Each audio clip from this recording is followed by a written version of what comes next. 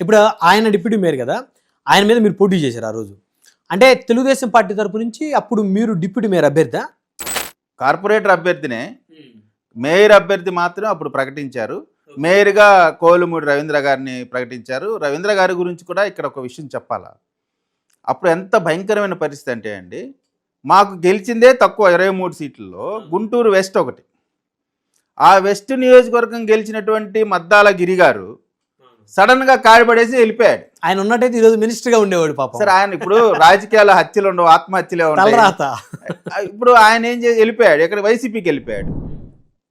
అదే సమయంలో నాని గారిని వెస్ట్కి ఇన్ఛార్జికి వేయటం, అదే సమయంలో లోకల్ బాడీ ఎలక్షన్స్ రావటం.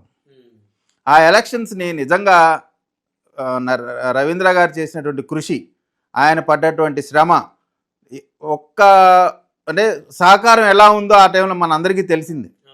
ఈరోజున అనేక మంది ఎమ్మెల్యే క్యాండిడేట్లు వచ్చేసారు, ఏదో గెలిచేశారు, కానీ నాని గారు ఆ రోజు చేసినటువంటి కృషి వెస్ట్ నియోజకవర్గాన్నే కాదు, నగరంలో ఒక పక్క నజీర్ గారి సపోర్ట్ తీసుకుంటూ ఈస్ట్లో, ఇటు వెస్ట్లో రవీంద్ర గారు ఆర్థికంగా కానీ, క్యాడర్గా కానీ, పోలీసుల పరంగా కానీ ఎన్ని ఇబ్బందులు వచ్చినా సరే మేయర్ అభ్యర్థిగా ప్రకటించిన నాని గారు ఒక కార్యకర్త కంటే ఎక్కువ కష్టపడ్డాడు.